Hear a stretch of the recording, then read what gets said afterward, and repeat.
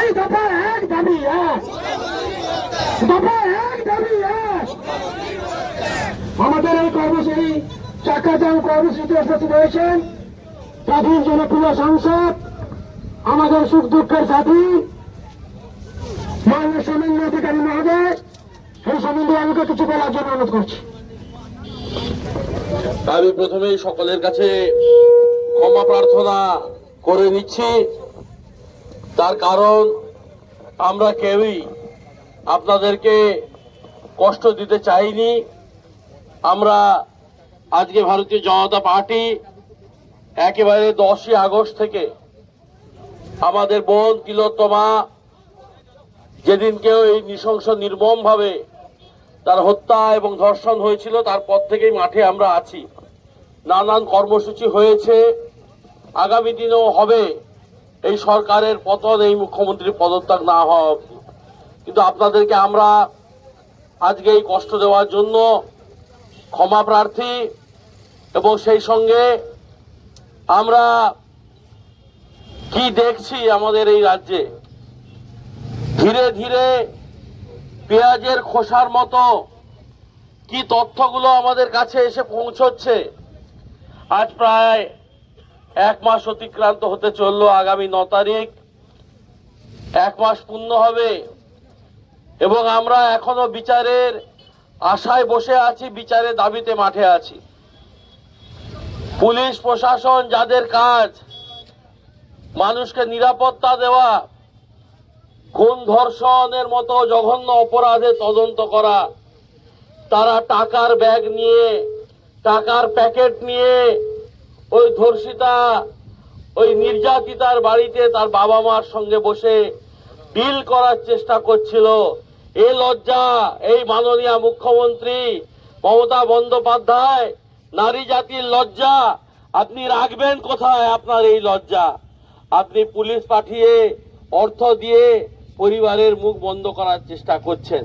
এর আগে আপনি চেষ্টা করেছিলেন আর এক সংখ্যালঘু পরিবার আনিস খানের পরিবারের সঙ্গে রাত্রিবেলা 12টায় আপনার দূত মারফত, তারাও গরিব হলেও তারাও রিফিউজ করেছিল। আর অবশ্যই আমাদের তিলোত্তমার পরিবারও রিফিউজ করেছে। কিন্তু আমরা বিচার চাই।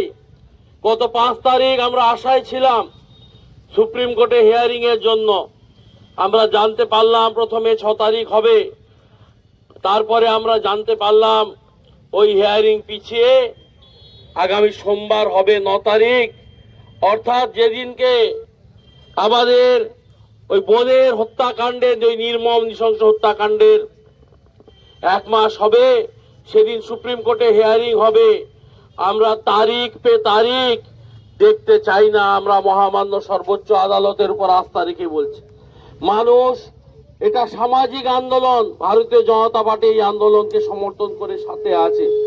কিন্তু যেভাবে সাধারণ মানুষ নেমেছেন এই বিচার নিয়ে অবহেলা করলে আগামী দিনে তার ফল ভালো হবে না। আমি সকলের কাছে আরো একবার ক্ষমা প্রার্থনা করে আগামী প্রতিটি কর্মসূচিতে সকলের সাহায্য সহযোগিতা প্রার্থনা করে আমার বক্তব্য শেষ করছি। নমস্কার। হ্যালো, আমাদের সাংসদ বললেন রোদ অনেকেই আটকে আছেন।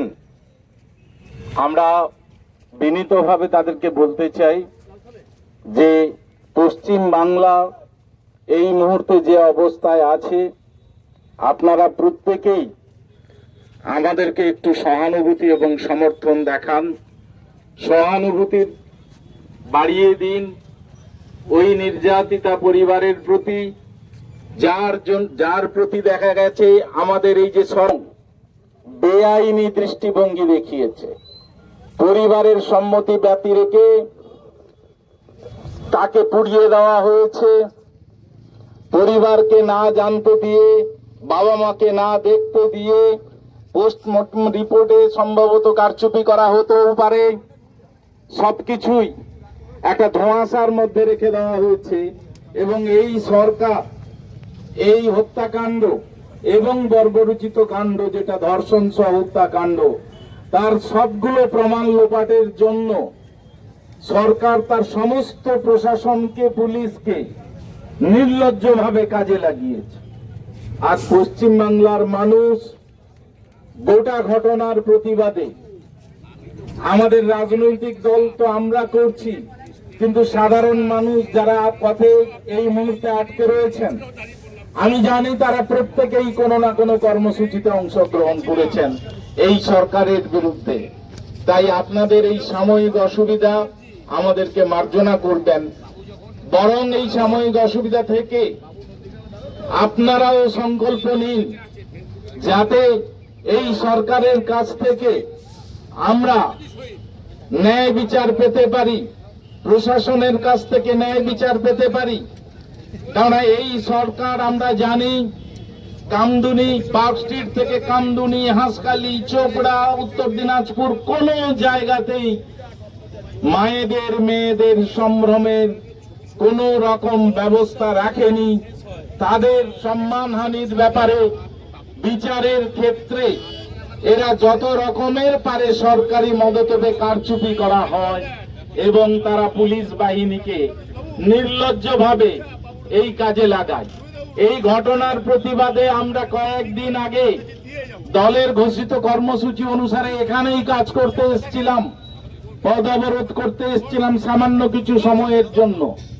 তাতেই এখানকার পুলিশ আধিকারিক তিনি অত্যন্ত দায়িত্ব সহকারে আমাদের কর্মীদের, আমাদের কার্যকর্তাদের বিরুদ্ধে মামলা দিয়েছেন।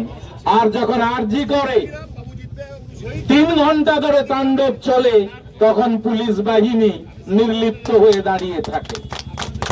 এরা কখন অ্যাক্টিভ হয়ে যায় আর কখন ঘুমিয়ে পড়ে, কখন টেবিলের তলায় ঢুকে পড়ে, কখনো বোঝা যায় না। এটাই হচ্ছে মমতা ব্যানার্জির আমলে প্রশাসনের অবস্থা। তাই সাধারণ মানুষের কাছে আমাদের স্বনির্বন্ধ অনুরোধ, অভয়া যাতে বিচার পায়, আপনারা প্রত্যেকে সঙ্গে থাকুন। আমাদের লড়াই জারি থাকবে। এই আজকের এই আধ ঘন্টা আমাদের লড়াই নয়, এই লড়াই চলতে থাকবে যতক্ষণ না আমরা নবান্নের 14 তলা থেকে মমতা ব্যানার্জিকে টেনে নামাতে পারবো নিচে। তাই আমাদের কাছে দফা 1, দাবি 1, মুখ্যমন্ত্রীর পদত্যাগ। সবাইকেই আমি এই অসুবিধাটুকু মানিয়ে নিয়ে আমরা অনুরোধ করব আগামী দিনে আমাদের সঙ্গে থাকুন, আমাদের সঙ্গে থাকুন।